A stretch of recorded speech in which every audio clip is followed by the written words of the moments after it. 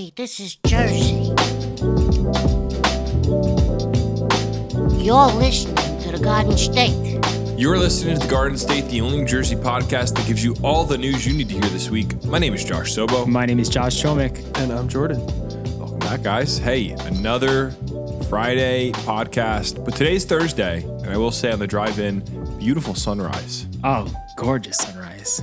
You got a picture of it? It was bleached red, the sky. It was like one of the craziest sunrises in a long time. Bleached red. Yeah, I guess, yeah, right? That's what you call it when it's like just fully red. It's like a sea of red. Wouldn't it be white if it's bleached? Yeah. Like Clorox bleach? Sorry, not bleached. I mean like covered. Covered. Yeah, what's another word for covered? Drenched. Drenched. That's drenched. And Jordan's here. Yeah, and Jordan's here. What's up, Jordan? Hey, I felt like there's more traffic coming in. Do you guys feel that way? No. Well, yeah, I was here a little earlier, so I beat it. It must be like half an hour. It's like 6:30 traffic. My thought was, do people start getting up earlier when the sun starts to rise earlier? Of course. Because when it's dark out, people want to keep sleeping. When we drive here at like 6:25 in the middle of winter, the roads are empty. And it's colder, though. Yeah, but 6:25 today, it's like it was very busy out on Morris Ave, driving into Elizabeth. Yeah, it shouldn't be that busy that early. And there's no events happening today, so schools are, school traffic starts around 7, right? So yeah. Well, hey, like we said in the intro, we have Jordan today with us, filling in for Jimmy Parks. Yeah, it's good to be back. I feel like I haven't been here in a while. Yeah. Yeah, Jimmy's been here, so the Jimmy Park Rangers are not going to be happy about this one, but they'll do. But you have people always asking for you too, though. Do I? Like, remember the meetup? We haven't talked about this since, but like, remember we had our meetup? Yeah. In the studio, people were like, "Is Jordan coming? Is Yeah, but Jordan coming?" that was like one person. There's multiple people. People were like, "Where's Jordan?" It was his mom. It was my mom and my dad who were I here. didn't count your parents, no. But that's cool. Yeah. See, so people do like you. Yeah. I think you do a pretty good job on the podcast. I like to think so. Do you have any bad blood with Jimmy? With Jimmy? Yeah. Not that I know of. Okay. I feel like maybe he has some with me. Yeah, I could see that. I mean, yeah, it's, you're just taking over his position. It's just like, it's not easy to see I feel that. like I'm doing him a favor though. Yeah, you're covering for him. Yeah. But as long you have to do a good job, though. Do I not? I think you do. But you gotta ask Jimmy. I don't know. Maybe you should text him sometime. Do you guys ever hang out one-on-one? Have you and Jimmy ever hung out by yourselves? One-on-one? No. Wow. I think we should though. I think it's about time. I think for the podcast in the blood, you guys should hang out one-on-one just to build that friendship and that relationship. Because, Yeah. if you guys are not hanging out, you guys ever text? Do you guys even talk? No. No. Okay. That's a problem. We're gonna have to get that like once. I'm going to have to set up a group chat and then leave it. We need to do like team building stuff. Team building. That's what we need on this podcast. It's a problem. I like it. I'm just trying to build up the team, Josh. That's it. We can't have bad blood here, or else the podcast is going to go downhill. I think the bad blood adds character to the podcast, to be honest. That's true. You don't think it brings down the podcast? And maybe a little bit. So this week I was walking, believe it or not, I walk, and I ran into former Met and Yankee legend Al Leiter, pitcher. Jordan, are you a baseball guy? No, I've never heard that name in my life. He was a legend. You guys a legend, Jordan. Played for, like I said, both the Mets and the Yankees, lives in Jersey. And he has a son named Jack Leiter, who I think he went to Del Barton. He started on the Texas Rangers this week. His son had his rookie start in Major League Baseball. Oh, wow. I was walking across the street at a crosswalk, and I see Al Leiter. So like casual. We're walking the same way. He asked me, because there's a line around the record shop. I guess it was National Record Day. Do you guys know that? Yeah. How do people know that? Well, I used to go to the record stores during National Record Day. Really? Yeah, back to one on Route 1. There was like 150 people in front of this record store. Because there was always like discounts and like deals and stuff, and it was always a fun time. Yeah, I walk up to this crowd, and I'm like, what's going on? And they're like, it's National Record Day. And I'm like, what does that mean? And the guy, this one dad is like, well, he's trying to tell a dad joke. He was like, well, if you're the first in line, they let you buy the whole record store. Like that. I was like, oh, real funny. Yeah. And that's how I was like, yeah, but like really, what's going on? Yeah, but for real, dude. Like, can you just tell me? And this other guy was like, oh, they just released a bunch of records today. And then the lady comes out and goes, if you're in line for Olivia Rodrigo, she's sold out. Get out of line. Who's going to the record shop for Olivia Rodrigo? Well, did anyone leave? No, actually, I was talking to a friend from high school that happened to be in line. He was there for Jim Croce, and I was like, "Listen, guy, are you got to get out of line. Listen, pal." But yeah, so after I'm leaving the record shop, I'm walking across the street, and I'm walking the same way as Al Leiter, and he looks at me and he's like, "What's going on with that?" I'm like, "Well, it's National Record Day." So we got into that a little bit, and I'm like, "Hey, congrats on your son playing Major League Baseball." And it kind of goes back to what we were talking about last week with. There's a lot of famous people in New Jersey. Did he just? What did he say? Was he just like, "Oh, thanks"? He was super humble. He's like, "Thank you so much." And just parted our separate ways. Do you think like other people like passing the record shop like knew who this guy was? Like, is he really big in person? Like, where he stands out, or no? Yeah, he's like got to be. If I'm wearing a good pair of shoes, I'm 6'3". He's got to be 6'5". So if looking at him, you're like, this guy. Like, if you didn't know who he was, you could be like, he's an athlete. Or he's just like a really fit guy. Well, the area he lives in is just full of Giga Chad finance dads that are all 6'3" and So he just looks like a dad from the area. That's awesome. How he could just like walk around and like no one's bothering him. It's like that perfect level of fame. You're a legend, but you're not like mobbed. Yeah, and I met him previously at a dry cleaner, and the news was on, and the guy was really getting into the news. He was talking my ear off about some politics, and he was arguing with the guy that owned the dry cleaner about the politics, which was very funny. They were just going back and forth. Banter. You know how when you go to a barbershop, guys just talk a little bit different? Yeah. It's just kind of like... It's not like a bad fight. It's just like dudes talking. Yeah, just guys just guys messing with being each other. dudes. So, yeah, I just thought of that as we were opening because I was like, man, Jersey is so crazy like that. You run into people left and right that are just professional athletes, actors. And we have a story later today about celebrities in Jersey. Do you think he'd be willing to like come on the pod? Maybe. I think I could ask him. I grew up watching him, listening to him after he like retired. He was doing some commentary and like he's a big deal. If you know baseball, you know who that is. I think he would, or we could even ask if his son wants to come on next time he's home for a holiday or something. Oh, father-son duo. That'd be cool. Yeah, I mean. That'd be amazing. They're Jersey people, so why not? But I don't know. We'll see. That's a cool guest. I grew up with a binder of baseball cards. Did you guys have baseball cards growing up? Mm-hmm. Yep. I had several Al Leiter cards. I should find that binder. Get him to sign it. Get him to sign it. That'd be really cool. Who knows? But yeah. So what did you guys do this weekend? Sorry for the derailment. I don't run into celebrities like you, Josh. Like I think that's a flex. I wish I could run into a cool celebrity or something. I'm just not that lucky. Mm-hmm. Well, that one time we ran into Eli Manning in Summit, but I didn't bother him because he was with his children. But I did see him. Mm-hmm. But no, it was a chill weekend. I played golf. It was beautiful. I think we got some nicer weather. Where'd you play golf? I played at the Old Bridge golf course again. The Rose. Fire. Still waiting. I want them to like hit us up. But yeah, the brand new golf course in Old Bridge.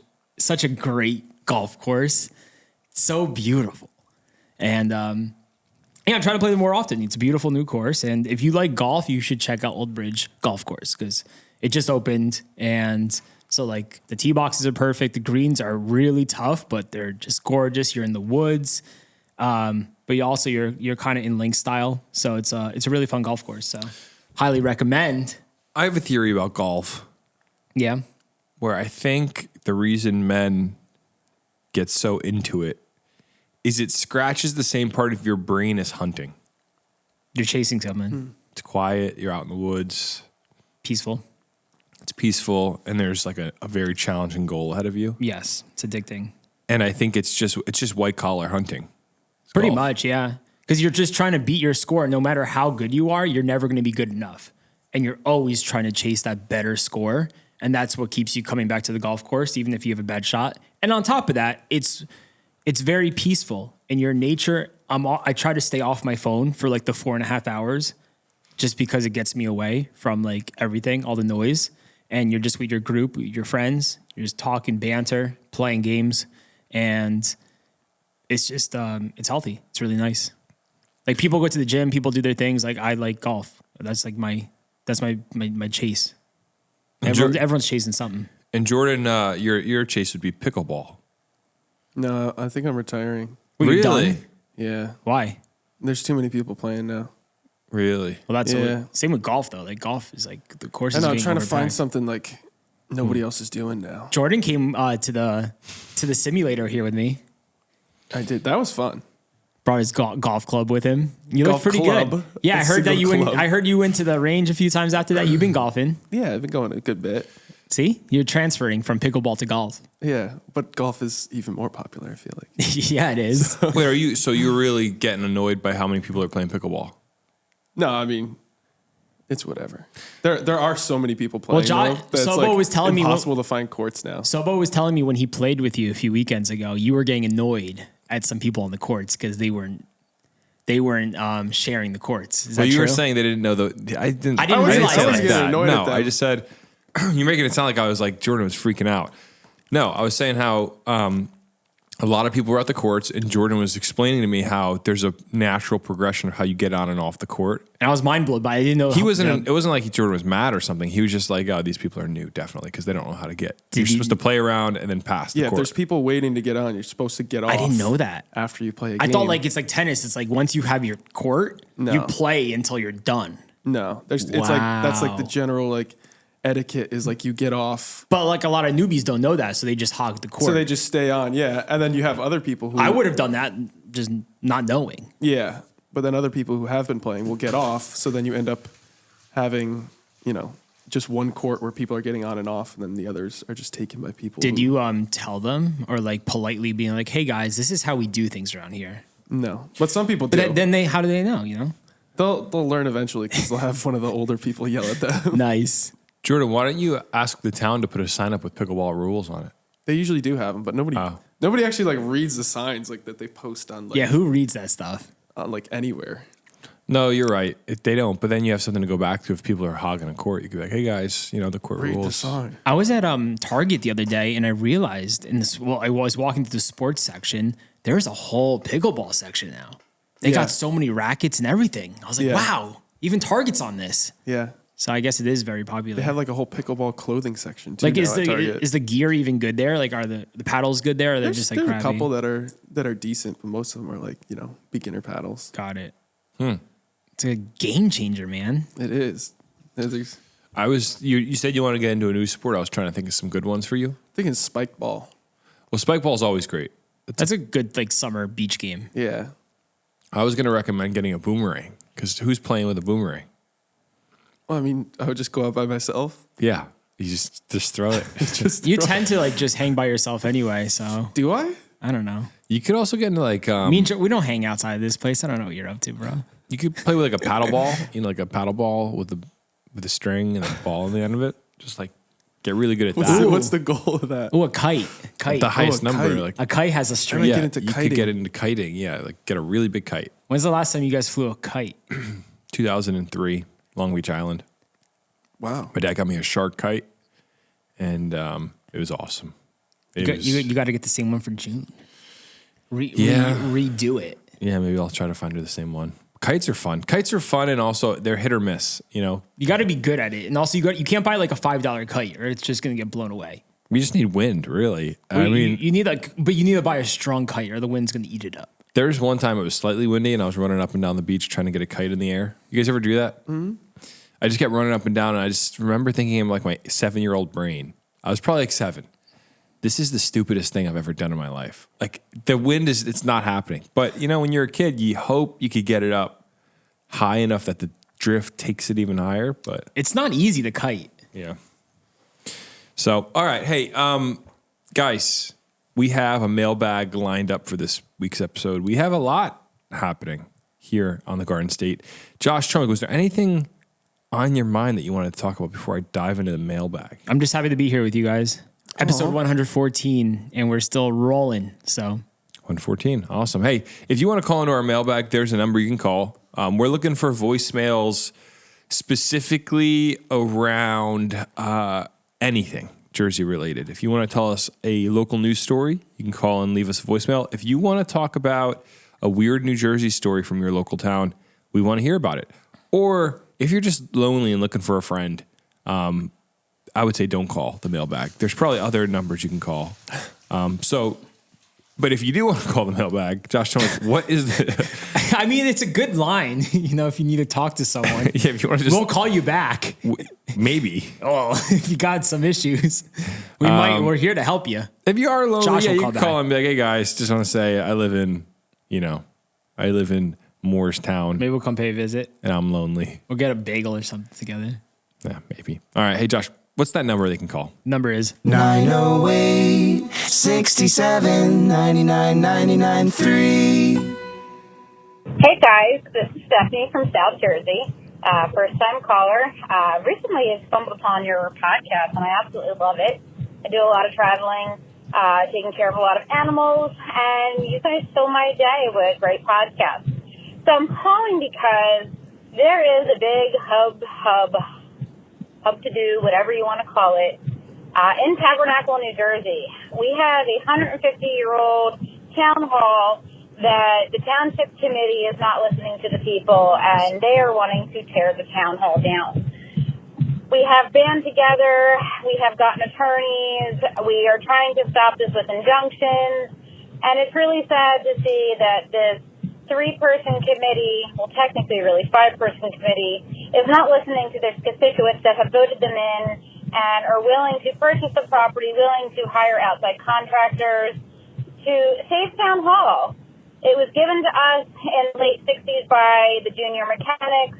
And there's just so much history. We're Tabernacle, and that's the heart of Tabernacle. We are a small town. So I don't know if you guys can cover that or look into it, but we did make the news last night, Channel 6 News, and I believe Channel 3. So check us out, Tabernacle, New Jersey. Our zip code is 08088, so you can find us. And they're trying to tear down our beautiful, historic 150-year-old town hall. So give us a shout, check us out, and give us a little support. Love you guys. love you, staff. Wow. This town hall, we're looking it up right now on Josh's computer. It looks so cool, very old school, just like a house. Just an old house. How dare they want to tear this thing down? Well, because town hall committees are committed to one thing. Building every building to look soulless and like it has no cultural identity. And that's what's happening with all of our structures. I mean, go look at any local library or high school built in the last 10 years. Oh, it's just a stucco thing with a green roof. And you're like, who approves this stuff? I like, if there's one, this is the one area I'll be very political. I cannot stand for the life of me how ugly New Jersey's getting. Yeah. It's getting ugly. Look at old structures 100 years ago. Drive through a historic section of Westfield or Montclair. Houses used to be beautiful. They used to make these beautiful, like technology's gotten better, but our houses look worse and our libraries and our town halls, like, I don't know. Listen, if you're going to just knock down these old buildings and put apartment complexes like along the streets, at least why can't they add like a nice old school feel to these apartments? Like, why can't they make them look like brownstones or like at least something cool compared to like every luxury apartment looking the same? It's because we have no cultural identity anymore to get to a What's deeper point. up with that? Again, if you drive through the north side of Westfield, let's just say, drive up any of those roads that lead to Route 22, it is like these people were geniuses 100 years ago. They found out how to make beautiful homes. And the same could be said for our high schools. I mean, I went to Cranford High School. Cranford High School was built 100 years ago. Looks gorgeous. It's beautiful. It's like a beautiful, the floors are marble. It's like there's columns in front of it. It's a beautiful high school. Never going to see that again. And then they knock them down and they put up these ugly, modern looking, soulless. No one wants a modern looking school like that. So shout out to Tabernacle. I say save the town hall. Save the town hall. Are there people protest? I saw like an article in this article. They said people are protesting with signs and whatnot. Like you got to go picketing over this thing or something. People are upset, and I mean the building was built in 1874, so it's pretty old. You know, it's old enough that it's probably worth saving. And you know, our culture, we like to throw stuff out. Second, it's no good anymore, and maybe it needs some repairs, but it's worth it. Does it say what they're going to replace it with, or like what do they want to even do? Like, what's the point of knocking it down? They want to build like a modern, I'm guessing. You know, keep the old school vibes, bro. You know, I don't know, but I'm guessing they're going to throw up some Soulless building. Probably. They can't do that to Tabernacle. They can't do that to people like Stephanie who are fighting for their town, who care about their town. Yeah. And she said there's only like 3 people on the board or the committee, and they're not listening to the people who voted them in. What's up with that? I don't know, but this, Josh, I'm showing you an image right now. This is the image of what high schools have become. Yeah, it's just boring. It's just a square brick building. Looks like a prison, to be honest with you. Yeah, it looks like a prison. There's no soul. There's no vision. It's just, I don't know. We need to be better as a society, bro. Yeah. We're really losing our touch. Here's something crazy I'm going to say. And this goes to houses and structures. We need like clear guidelines as to what fits within a town. I don't think anymore you should just be able to go, you know what? Like the issue with design, and this is, I'm going to sound like a snob. I don't care. It's going to offend some of our listeners. Some people genuinely just have bad taste. It's just the reality of the situation.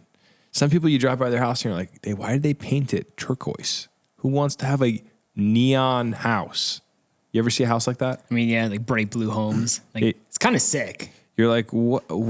And then it just looks to me like ridiculous in the context of the town. And every time you drive by, it's an eyesore, you know? And I don't know what the solution is, because in this case, you have the town people, the town people pushing against leadership. The town people are actually standing up for the history, and these bureaucrats are trying to tear down the old building. So I don't know what the solution is to this issue. Aren't there certain towns where there are rules like that, where it's like it needs to look like this? Yeah, like Cape May. Yeah, like that. Like it's historical sites or something like that. Yeah, but I think generally, I mean, I grew up in a Sears Roebuck neighborhood where all the houses were Cape Cods from the 1950s. And I drive through this neighborhood. Every time I drive through, it's like depressing how older millennials came in and knocked houses down and built these ugly McMansions. It's like your house is soulless. You had a brick home. Yeah. And you knocked it down and put a stucco mansion in. What is wrong with you? I'll be a snob. I don't care. To me, it just makes the world uglier.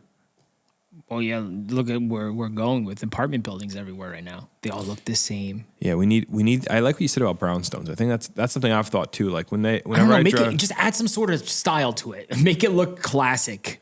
Make it look like it's a part of an actual city area, not like it's its own thing. Yeah, I think bring some life into it. But people think they're doing that with all the modern design.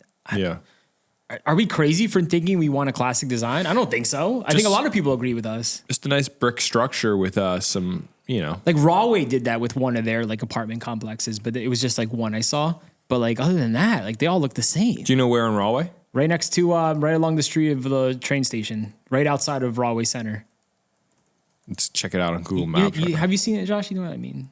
Kind of. I could kind of see it. It's just a different looking building. Yeah, it still kind of has the same vibe, though, I feel like. I get what you're saying, though. At least with the staircases on the outside of it. Oh, yeah. The staircases definitely add an element. I see what they're trying to do there, but still, it's just like, it's one of the hundreds of thousands of apartment complexes that all look the same everywhere. So that's what Jersey's turning into, though. I think we don't have a collective vision of what is nice.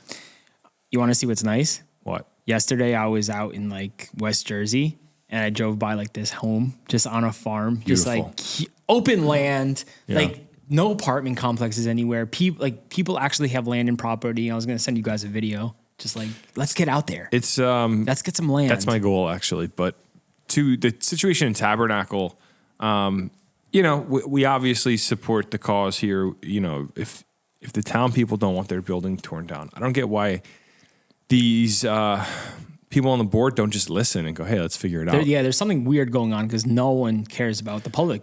Sound like just thinking. Well, they're saying there's safety concerns, but also the town people are saying they're willing to hire outside contractors to fix it. There it is.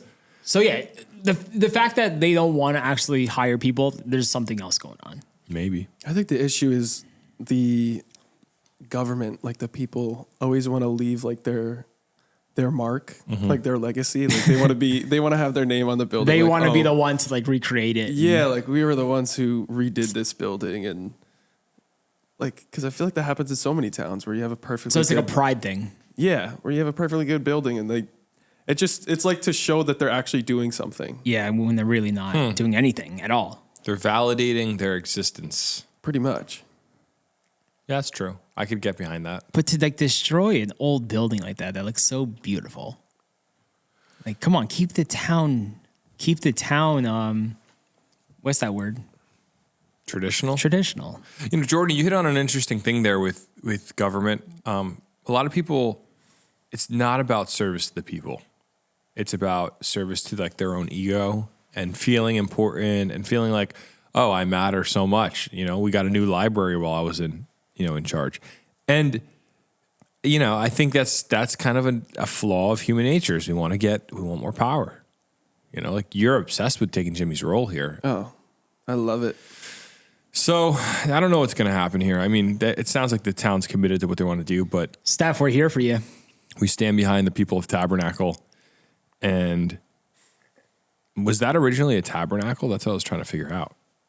Was it a church originally? I'm wondering. Because she said we're Tabernacle. We're Tabernacle. So, hey, we want to remind you that we are live, like always, at our office at the Vintage City offices in Elizabeth, New Jersey. We've been here for almost a year now, if you could believe that. And it has been wonderful. We love our space. We love our studio. It is our home away from home. And if you are a small business owner or maybe even a large business owner and you're looking for an office space, you're looking for a place, you want to get out of the home office, you want to get around other motivated people that are trying to get stuff done. Like us. Like you, Josh Chomick. Oh, yeah. You could check out the Vintage City offices. Josh Chomick, you know what I'm going to ask you? What's an adjective to just describe our experience? No, I was going to ask you about your opinions on the oil centricity of Dubai's economy. You know, Dubai, they're heading into a brand new place. Let's just say that. And if I was in Dubai with all the rain right now, I wouldn't want to be there. I would want to be back home. In the Vintage City offices. In the Vintage City offices where things are dry in a good way. And there's no flooding here. So if you are looking for an office and you want to check out the Vintage City offices, the number you can call or text is 908-259-4488. That's 908-259-4488. You can call or text and say, hey, I want a tour. And of course, as always, when you stop by, make sure to look for the big green and yellow neon Garden State sign. Take a selfie, tag us in it when you come by, and we'll repost it on our Instagram. We got merch. TheGardenState.com is our official store. And we just restocked hoodies and our classic tees. All the popular items are back in. Hats, brand new hats, keychains, stickers, all the above. Go support the show, support the movement. We appreciate every single purchase that's made. It keeps us going here in the Garden State. And you get to rep a jersey while doing it. So get your jersey merch today at thegardenstate.com. We're wearing it. It's high quality. It feels great. So yeah, listen to the episode, make a purchase, and we'll catch you guys on the other side. Back to the episode. A man from Little Falls, New Jersey is 110 years old and still drives daily and lives on his own. 110? 110 is years ridiculous. I mean, you just got to applaud this man. Yeah, for sure. And if you think about it, the oldest man on earth is 111 years old. Oh, really? So this guy's a year off. So he's gunning for the top spot right now. World champ, oldest man in the world. Wow. This story is going to get a lot of people angry. Okay, I can already see it. Why? Because he's driving? Yeah, of course. People are going to think this guy should not be on the roads, man. But, I'm not going to argue it here. I'm just going to be like, this guy, congratulations. You won the lottery, my friend. At 110 years old, Vincent Dransfield still drives his car every day, getting coffee at the convenience store and buying lunch. He lives independently in his own house in Little Falls, New Jersey, where he has resided since can you guess it? 1945. Wow. The supercentenarian requires no help with daily living, so his grandchildren visit him once a week to bring him some groceries and call every other day to check in. But he's otherwise self-sufficient.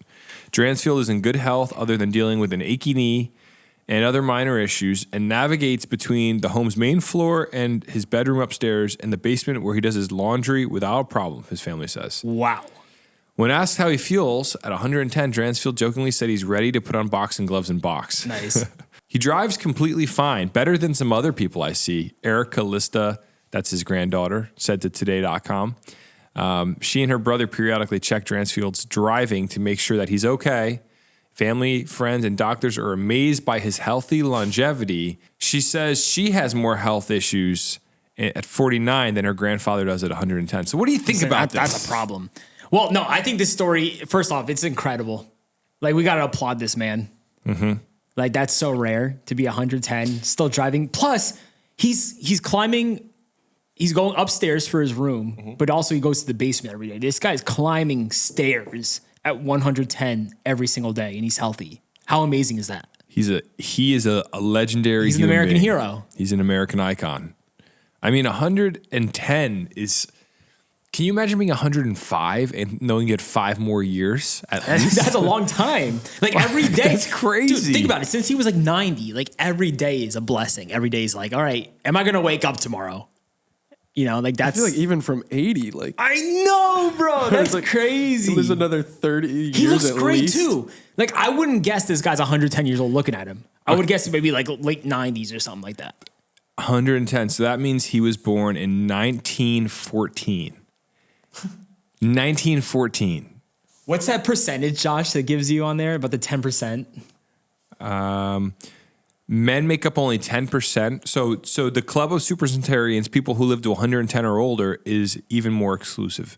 Men make up only about 10% of this age group, the study notes. So men don't typically live What a club. as long as women. What a club to get into. The Super Centurion, what is it called? Super Centurions Club. That's awesome. Do you think we could go interview this guy? I would love to pay him a visit. Like just stop by his house and talk to him a little He's bit? got stories to tell, bro. That would be so cool. I'd love Look to at him. ride in the car with him. I want to see him drive. We How fun interview would that him while be? he's driving us Jordan. around town. Do you think that we could put a GoPro on his car and drive around town with him and just talk like about interview life? him. Oh, no. We can't distract him like that, No, guys. we'll just talk about. I mean, this guy's lived through all of American history. He's 1914, World War I, World War II, the Great Depression. Yeah. I For mean, the literally Civil everything. Rights Movement. The he's Forrest Gump. He's seen it all. Yeah. Imagine being born in a time. Weren't horses still more common than cars in 1914? I'm not Oh, being yeah. funny. Yeah. Like, didn't the Model T, wasn't it like in 1919 or something like that? Yeah, Let's see. When did I have to open up this cars story. become common in America? I don't think my grandparents like really had cars. What a legend. The Model T first sold in 1914. He was born the year the Model T hit the market. That's but that doesn't even mean that the crazy. Model T was common. Yeah. I think it took a few years for everybody to start Yeah, getting yeah. cars. Wow. We got to go meet this guy, Josh. Oh my dude, we'll set it up. What town does he live in, they said? Oh, Little Falls. Yeah, he's in Little Falls. We could totally take a trip. I read something so interesting about this story. What'd you I'm read? just trying to see if it's in here or if it was just on Reddit, someone talking about it. This is crazy. 1914. So like, I mean, he was like, let's put this in context. When he was 40, it was 1954. That's crazy. Like I'm 30. I'm like 40's pretty old. Imagine being 40 and going, I have another 70 Must be nice. years Yeah. of life. Well, that's what I was thinking about. Like when he's 80, like you're 30. Imagine being 80 and having your entire life that you've lived ahead of you still. That's crazy. And guys, so this part's really interesting that got me in part of the story. It said Dransfield started smoking when he was 50 after a fellow firefighter offered him a cigarette and he liked it. So you're starting to smoke at 50 years old, right? Yeah, but back then, okay, so Wait, go let me ahead. continue. But so he smoked for 20 years. Smoking cigarettes for 20 years. So at the age of 70, he quit smoking. He threw the cigarettes out and that was it. He just never smoked again, stayed positive, and apparently drinks a lot of milk. And that's what's keeping him alive. So, Okay. hey, and he was a firefighter too. So think about all those, like, you're consuming all that smoke, you're a smoker, and this dude's living to be 110. Would you guys want to live to 110? I think I'd be so sad. If I was healthy like this and, you know, it said that he has grandkids. I think the grandkids, like they visit him all the time. He's not lonely. I think that's cool. Yeah, but like you'd have to see potentially your wife die, all of your friends are like you guys. Well, you would, Oh yeah, at that point, all your friends you'd are dead. probably even outlive your own kids. Yeah. That's true. Yeah, that's so it's crazy. Like literally everybody. Must be like a flex though. Be like, wow. Who so are you lucky. flexing on? They're dead. I mean, Okay. like, I'm the oldest man alive. I want to pretty meet. much. I want to meet this guy, the oldest man in New Jersey. We need to go make a video with him. Yeah. If the Dransfield family is willing to invite us down, we would gladly come hang out. We'll bring a gift. He said he goes to the convenience store for coffee. Let's take a trip to the convenience store with him. I want to buy him a coffee and celebrate the 110-year-old oldest, I believe, resident of New Jersey. Has to be the oldest right now, yeah. Imagine there's like someone that comes out of the woodworks like, I'm 113. They call the mailbag. Okay, so this actually, it brings an interesting topic because I think our generation's going to live significantly longer than the norm for today. I mean, the average will always stay low because there's always going to be people that are very unhealthy. Yeah. That have bad, they smoke their whole life. They eat really unhealthy food their whole life. Like all these things that we're told not to do for our health. But for your average person that exercises regularly, like think about all the health hacking we have. People know about running. You have books from like Peter Attia saying like zone 2 cardio is for longevity and saunas and ice baths and all these different things that are coming out. Vitamins, all the research on vitamins. And then the AI technology, which is going to be, I think, in the next decade implemented into healthcare, where we will have super high level breakdowns of everybody's health individually. Like we're going to be able to find crazy things, I think. I think we're all going to be living to 110. That'd be my guess. Unless technology kills us. Maybe. That's the flip side. Too much tech, is not good. It's going to fry our brains. Maybe. I do think about that. Like the staring at your phone fry your brain a little bit. Yeah, maybe it's a little too much, or like sleeping right next to your phone every single night. Maybe. Like Dransfield over here smoked for 20 years and was a firefighter. And look at him now. He lived the American dream, some would say. Someone in the comments is going to say, take this guy's license away. Because it goes back to a story we talked about a few weeks ago, how there's like an 85-year-old, how they hit someone. Should they be retested? This guy is 110. I think there's an exception. 25 years older than the 85-year-old, and he's still driving great. Once you hit 100, it's just like, okay, you can do At that point, you're just anything. like, you have a free pass. Like, no one's stopping you. Yeah, you're just allowed to do whatever you want. Until something goes down. No, even then, just like... Yeah, you just let him go. Whatever. Like, good for him. Like, Yeah. at that point, you can't, right? It's just, like, so wrong. Like, everybody's younger than you at that point, so, like, no one could tell you what to do. Jordan, you want to go meet him with us? I would love to. I want to ask him, like, what was 103 like? Like, what was the best year of your life? What was the worst year of your life? I'm sure he has some crazy stories. Like, at 110, though, do you remember 40?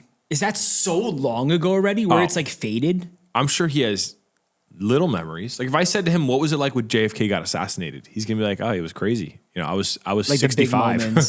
Because, like, think about it. How Like, old is he when JFK got... He had to be in his 50s when JFK got assassinated. I guess you remember all the big moments Almost like 50. that. Like, probably late 40s, early 50s. That's nuts. Because at 30 now, I barely remember 15. So you got to think, like, how does this guy remember, you're 70 years? You're trying to think of individual details. If I said to you... I remember 9/11. What was the first concert you went to? Yeah, like Reliant K. Yeah, like you would know a concert. If I said to you, what did high school feel like for you? Yeah. You'd be like, oh yeah, it was ALJ and But still, Josh, that was like 10 years ago. Yeah, but I don't know. I don't think 70. I don't think you ever say to somebody like, oh, what did you eat for breakfast on Tuesday, March 1st? No, I know that. Like you're not asking for. He's gonna go. Well, I fell in love with my wife. We were at the drive-in theater, and the movie playing I think was Ben-Hur. And that's. I mean, Ben-Hur would have come out like 30 years after he got married, probably. So he probably watched like the original Snow White in theater. He's probably 20 years old when that came out. I mean, I just think it's a crazy concept to kind of think how long 110 years is. I know it sounds really long, but if you just think. It's a long time. Like he's been coherent mentally because I don't remember anything before age 10 besides little details. Mm-hmm. Like family vacations or stuff like that. All I remember is 9/11, really. I mean, he was 15 in 1929. So, World War II must have been super vivid. He was in his mid to late 20s. The Great Depression, he knew what was going on. Yeah. That's crazy. So I'd like to go meet the man. We got to bring him like a trophy or something. We should. For being the oldest man in Jersey. We should. Like, I doubt anyone's ever given him something like that. We should make a club the Garden State Oldies, where we just hang out with the oldest. The Oldies. The Oldies Club. You think they'll like that name? Garden State Vintage. Well, Vintage Club. Hold on. If he can't say I'm old, then nobody can. He's Yeah. old. He's 110. But that's not a bad thing. Old is not good or bad. I would No, never go to his that's face and be like, respect. you're pretty old. But like, Except you old bag. Like, you can't say anything like that's that. horrible. I mean, but it's almost like people are always weird about, I don't want to be called old. Well, you're 110. So Like, if you're that's not about old, as who's old as old? you can get. It's about as... I want to show this story to my grandmas. They listen to the pod every week. Grandma, I hope you're listening to this. This Yeah. guy's 110. You're young. Yeah. Got a whole new lease on life. If you think about it, a lot of people have 30-year-long careers. You know how some people, like if you have if you're a teacher, I think the career is 30 or 35 years. 30-year career, you could have started a whole new job at 70 and been retired for 10 years. Crazy. All right, let's move on. Great story. So a man survived a jump from a bridge onto I-78 in Newark, causing hours of delayed traffic. That's such a Jersey Terrible thing story. for someone to try to jump off a bridge and then for the headline to include traffic concerns. Right? They don't care about the guy. Yeah, but it backed up for hours. You know, the road's a mess. Like, what is going on? And what's crazy is like, it's just really sad because this guy is obviously trying to kill himself. And why do it on an overpass? Well, I don't think people think in their right mind when they're in this space. Of course not, In their no. life. So it's like people do crazy things. So it says Newark, a man threatening to jump from a bridge onto I-78 during the afternoon commute Tuesday survived and was taken to the hospital, according to the police. Police were called to Fabian Bridge around 4:15 p.m. for a report of a man threatening to jump, said Newark Public Safety Director Fritz Frage. The bridge spanning over I-78 is located between Lyons Ave and Exit 55. State police stopped traffic going both ways on I-78 beneath the bridge as police tried to convince the man not to jump. Traffic was backed up for miles. Authorities placed an inflatable airbag on the highway below the overpass to cushion the possible fall. However, the man refused several attempts by police to de-escalate. He jumped as motorists who were stopping along the highway watched. The man missed the inflatable airbag and hit the asphalt below. Somehow the victim survived the plummet. He was conscious and alert after the fall, Frage said. The man was taken to University Hospital. So here's the hope is this is a wake-up call to this gentleman. Yeah, and thank God he was even like conscious. Like after he takes that leap, lands on the pavement. Ugh. Like that's a miracle right there. And it's crazy because he was trying to avoid the bag. So he's obviously trying to kill himself, but like, dude failed at it. That's just, imagine like just sitting in that traffic, even watching that. That's awful. Yeah. This poor guy. Well, he's alive, so they're going to have to, they're going to have to see what happens. Oh, I know where this is. Yeah, you've seen that place before. 78, going to the airport. Yeah. I know exactly where this is. Yeah, so imagine Tuesday afternoon, you're driving on 78, you're trying to pick up your buddy at the airport, and you're just stuck there because there's a guy on the overpass. Dude, I'd be terrified. I couldn't watch that. No. Yeah, I'd put it in reverse, Terry. Like imagine like everyone just sitting in the cars, like parents with kids, and they're just like looking at this, like hoping this guy doesn't take his own life. And yeah, it's pretty... hopefully they could help him out, and he could really have a wake up call here through this. Yeah, and that's the story. I don't know. Is there anything else you want to dive into with that, Jordan? Not really. It's just really sad. I wonder.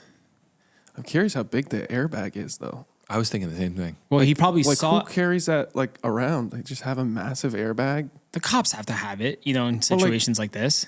Well, like they all carry around a massive airbag. Not in all case, of them. They call it in. It's probably at this department or something. They're like, all right, we got a jumper. Bring the airbag in. And like, how big is it? Like, I would guess what, and how 10, long, 10 like- by 10. But also the guy's on the bridge, so he sees the airbag. He's like, screw this. And he could just walk along the bridge. That's what I mean. But So like, it's probably so big where they can't just like move it like in a hair. how long does it take to inflate? Like, how long did this go on for? Like, It probably was a good amount of time. they had all this time? Yeah, they're probably talking him through it because that's like protocol. Like you just try to have a conversation with this guy. You're not yelling at him to get off the bridge. You're just trying to calm him down. Like shout out to the police officers who talk to these victims who want to kill themselves, and they just like slow talk them through and they try to get them down. Like you guys are the true heroes. Like I've heard stories from cops, from friends who are cops, and them like talking to these people through these situations, and it's just like it's amazing. All right. Let's move on to the next story. Yeah, a New Jersey man has been convicted in a scheme to steal $3 million from people with brain injuries. The schemes get worse and worse by the week and more pathetic. Yeah, people with brain injuries, like, Come on. that's like as low as you can go. Like, why are you stealing money from brain injury victims? 'Cause people have no morals anymore. No one has any morals. It's the theme of this podcast. The moralist state. People are crazy. Moralist. More or less. More or less. Moralist. Morals. Morals. Where are those? Bring them back. Let's be better. So C.R. Krause, 58 of Manville, was found guilty by a federal jury on 5 counts of healthcare fraud, 4 counts of tax evasion, and a conspiracy to commit healthcare fraud, the U.S. Attorney General's Office, District of New Jersey, said in a news release on Friday. The New Jersey Traumatic Brain Injury Fund is a publicly funded program run by the New Jersey Division of Disability Services. Its mission is to assist victims of traumatic brain injuries when funding from insurance, personal resources, or other programs are not sufficient to meet their needs. Krause conspired with the former manager of the program, Harry Pizzatelli, and another co-defendant, Maritza Flores, from 2009 to 2019, federal authorities said. During that period, Pizzatelli orchestrated the distribution of fraudulent vendor payments to Flores, Krause, and others by creating and processing false invoices and internal payment vouchers. So they were paying their friends. As a part of the scheme, Krause received about $3.245 million in payments, which he used for personal expenses. He also lied on his annual tax returns, avoiding to have to pay taxes on the income, federal prosecutors say. Crazy. I'm always amazed that, like, with these schemes, like how like they've been doing it for 10 years. So that's a long time. Yeah. So thinking like you can get away with it. Say it's like you start in 2009, it's 2019. You're like, wow, we're still going. We're killing it. At what point do you decide to stop? And that's why all these people always get caught. They always want more and more and more. Yeah. So I had a friend that worked at the FBI in white collar crime. And he was telling me the issue with all these schemers is they get too greedy. Always. Yeah, that's it. That's why they get caught. They get too greedy, and that's why they get caught. Should have stopped after the $3 million. There's probably hundreds upon, maybe even thousands upon thousands of schemes going on right now that are just low level enough. That's what I realized doing this pod. I'm like, yeah, it's constantly happening everywhere. People are so dishonest, and I think the way I grew up, I was raised to like think that people are generally kind of good. Like you look around, you're like, oh, people, you just people never aren't trying to take advantage. Even like the best people here, like you just never know anymore.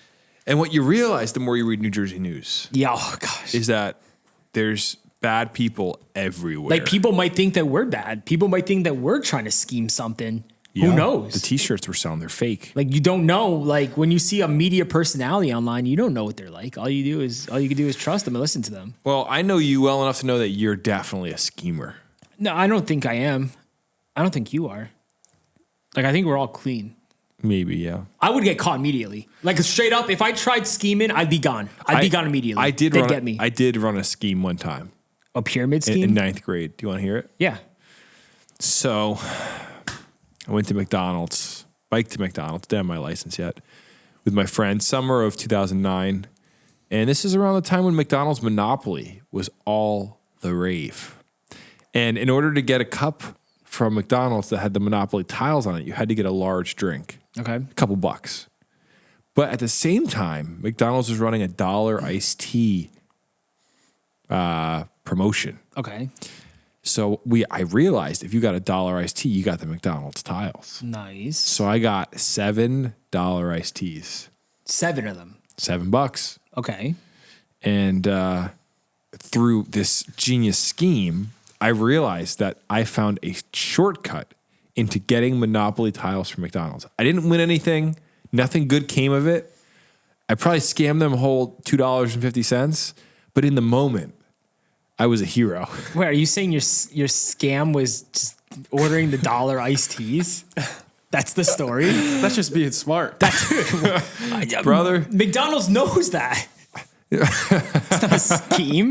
Listen. I was excited for the punchline or something. Listen, The punchline is You spent a lot of money on iced tea and wasted your money. the punchline is in ninth grade, I was absolutely stupid.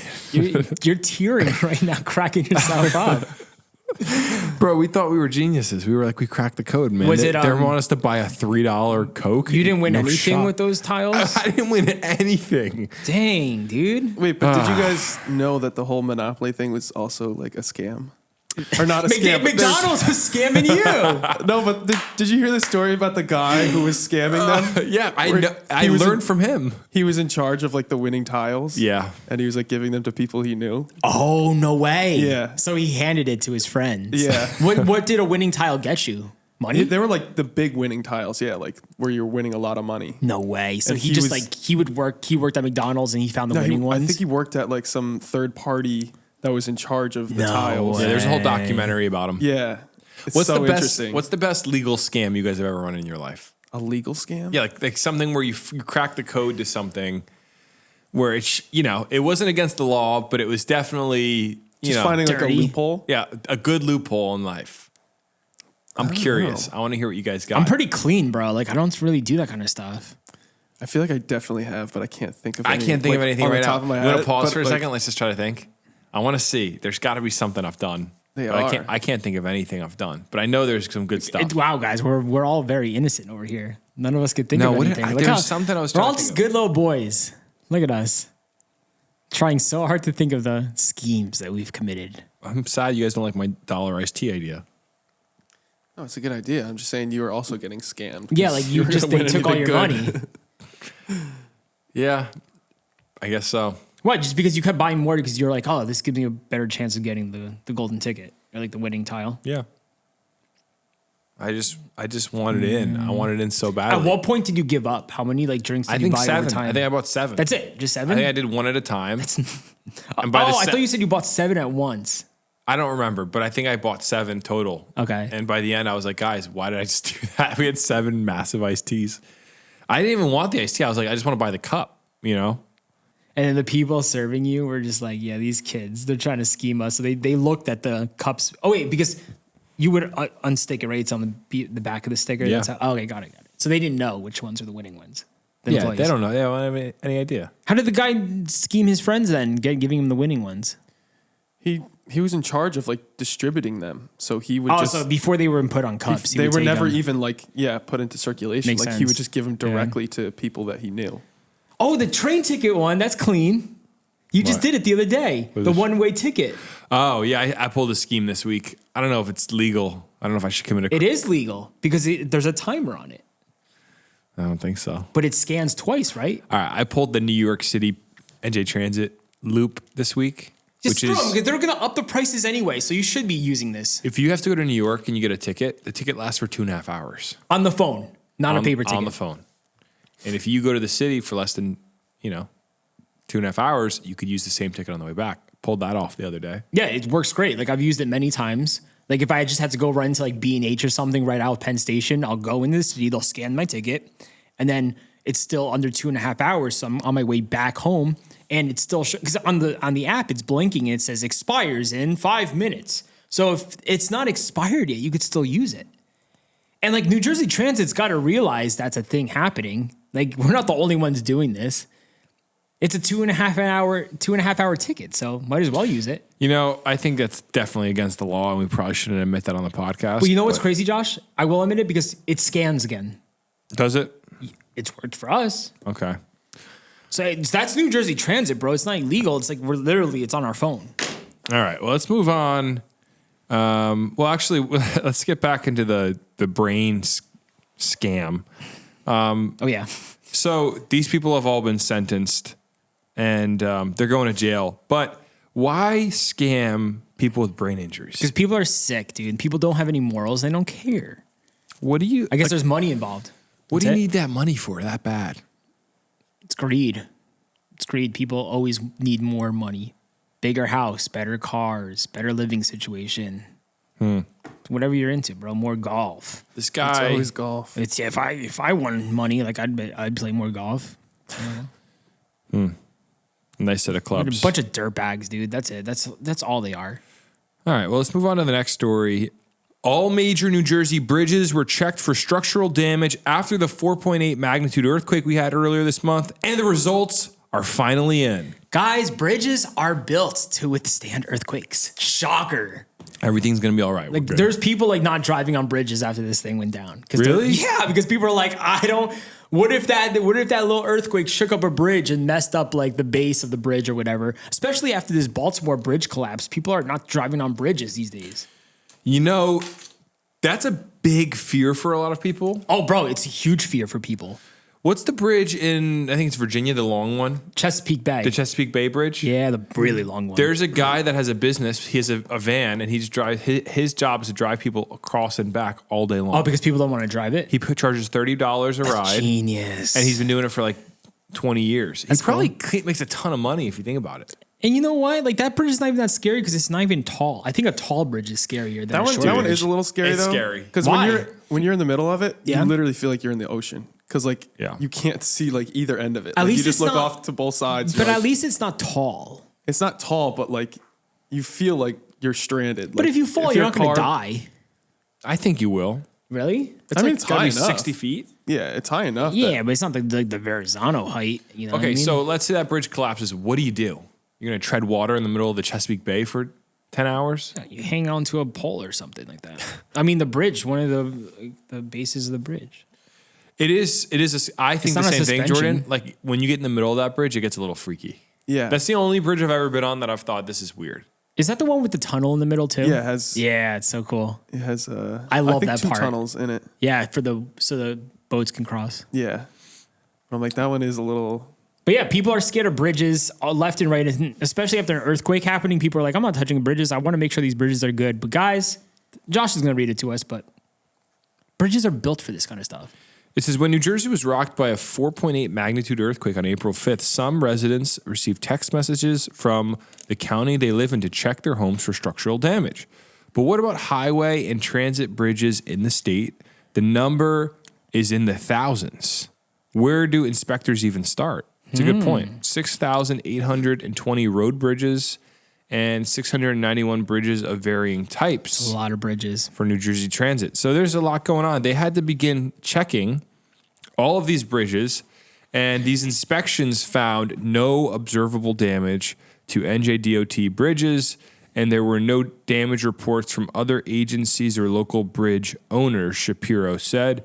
Immediately following the earthquake, NJDOT sent in-house inspection teams to the field to inspect NJDOT's bridges near the earthquake epicenter.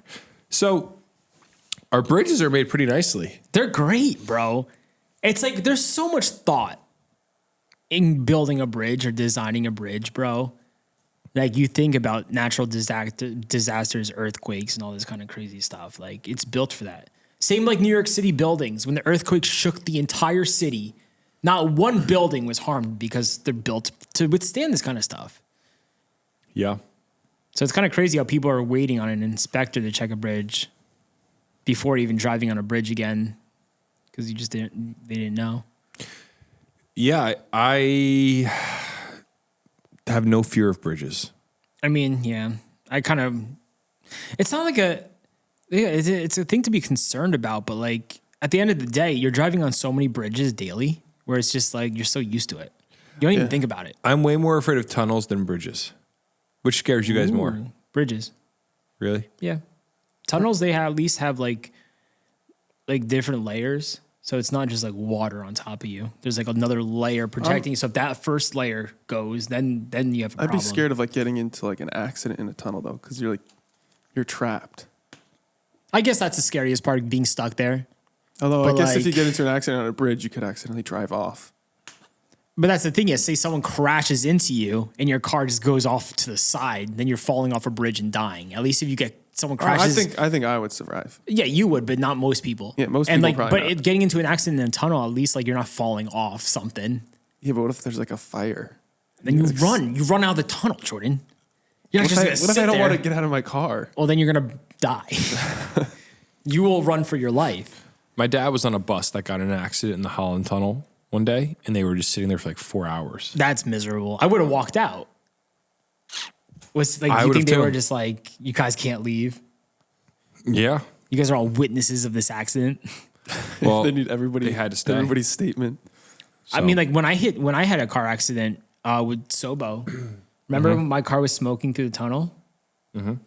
I had like black smoke coming out of my hood driving through the Holland Tunnel because I got into a Really? car accident and then my radiator was done. So Wait, it just you got starts, into an accident in the tunnel, or no, like no, no, on the beforehand? Pulaski, but then we were driving into the city because my car I thought was fine, but the whole front of the car was messed up. So I just like have like black smoke, like crazy thick black smoke coming out of the hood of my car while we're in the tunnel.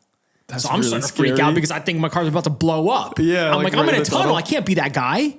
And then I was just like hoping, I was just like sweating, bro, trying to get out of the tunnel. Sobo trying to calm me down over here. We get out of the tunnel, make a right into a side street. I turn off my car. It's just overheating like crazy. Yeah. But we made it. Yeah, it was. Stuff like that's freaky. It was definitely freaky. I mean, when the black smoke started to come out in the tunnel, I was like, I think this is. Yeah, I was like, this might be a great clip. Like, it might be a great video, you know, if the car explodes, but then I don't want to put other people in harm's way. That's true. So your immediate thought was content over other people's lives. Well, we were filming a YouTube video that day. My life was content. We vlogged it.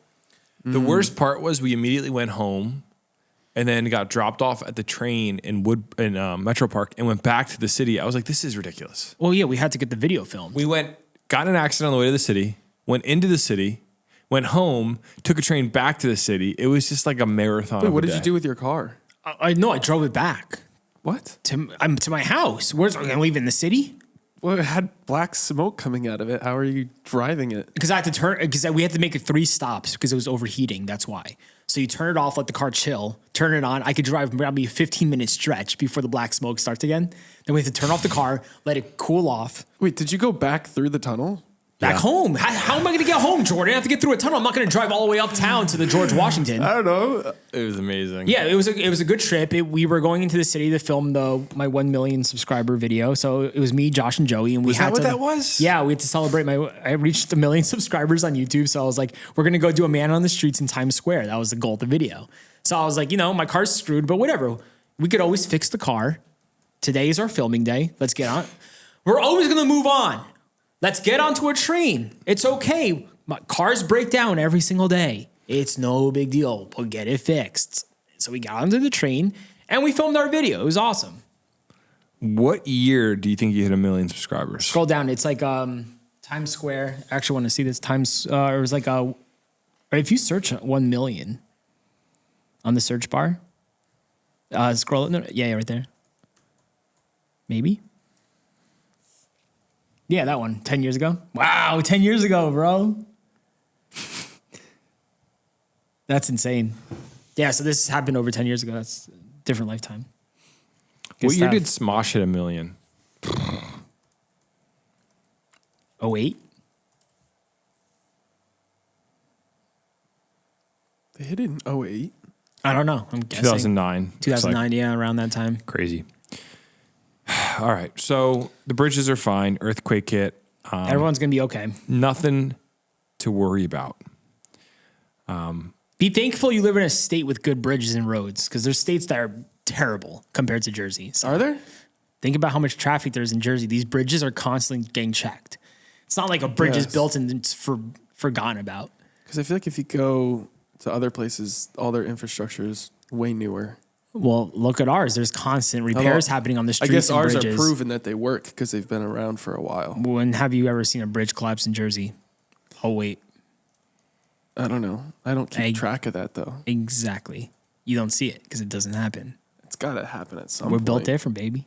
All right. You want to move on to our last story? Mm-hmm. We talked a little bit about this last week, but I thought it was worth doing a deeper dive into in the context of movie studios being built. Timothy Chalamet has been spotted all around the Garden State while filming his new Bob Dylan film, A Complete Unknown. So if you've seen Bob Dylan recently in the state, just know it wasn't actually Bob Dylan. It's actually Timothy Chalamet. Crazy. Wow. All over the state. Yeah, but there's all these photos going viral of Timothy Chalamet in Hoboken. He was in Mountainside. He's all around. But why New Jersey is 'Cause the question. Jersey's the best. So the filming has begun. The movie's titled A Complete Unknown, and it will be shooting across various locations in Jersey City and Hoboken throughout this month. Having completed earlier scenes in New York City, The biopic traces Bob Dylan's storied rise during the 1960s.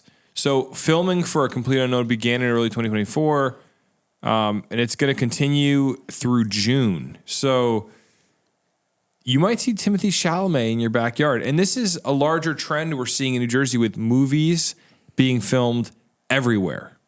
Yeah. Do you want to run into Timothée Chalamet, Josh Chomick? Yeah, I'm good, but yeah, it'd be cool. I'm surprised they cast him as Bob Dylan, but He looks pretty good. he looks like Bob Dylan, right? Yeah, I think so. I think he's going to crush it. Hoboken does have that historic feeling to it still. Mm-hmm. Like Yeah, a lot the of New older York- buildings. Yep.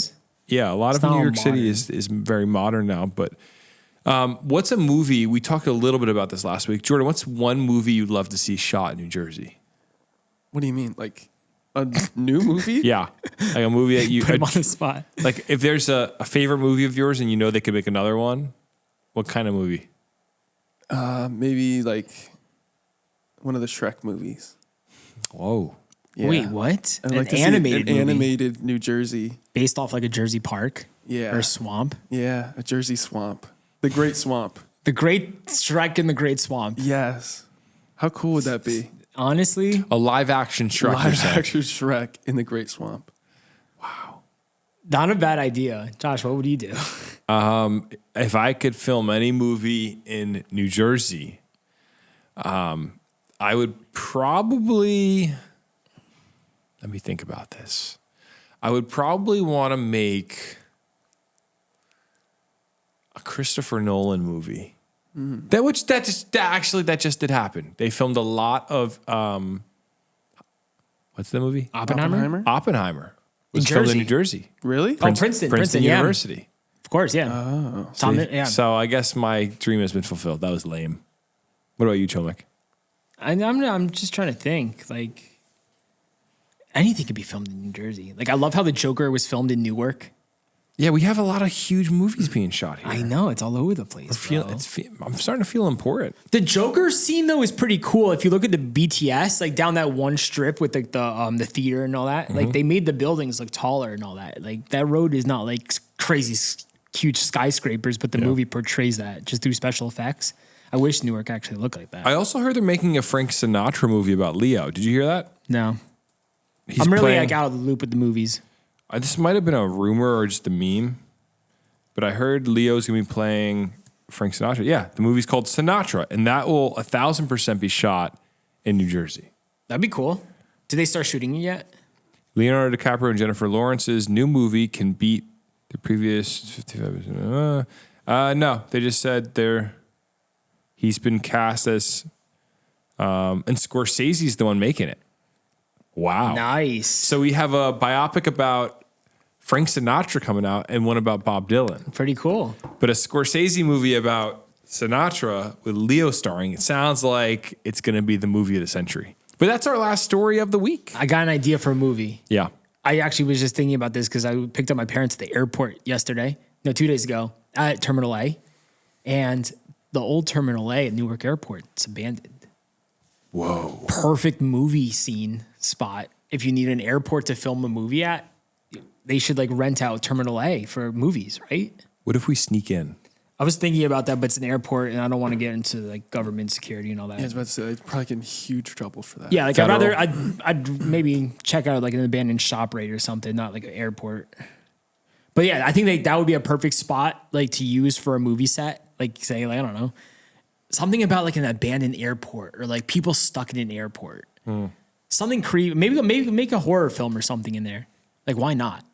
You could Write do it. so much within the airport. You should write it right now. I know that'd be really cool. Or like I would love to film a video in there. Music video would be cool. Oh, that would be really cool. So yeah, actually, side note, I'm curious to see when like, we'll come back to this episode in like 10 years from now. What is Terminal A going to become? Will they knock it down or will they I think turn they're- it into a brand new terminal I think they'll knock it down, but we'll see. and just have that area empty? I don't know. I'm not the king of Newark Airport, so I don't know. I think they need more. I think they need more terminal space. I feel like they'll just like renovate it eventually, but we'll see.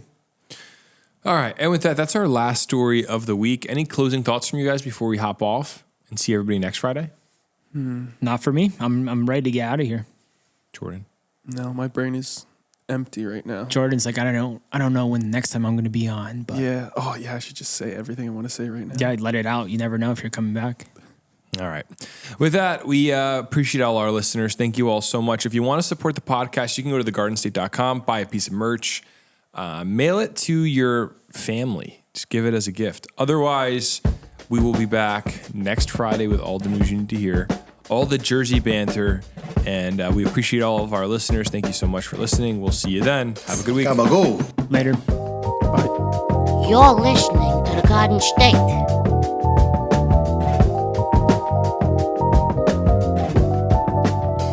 The Dirty Jers.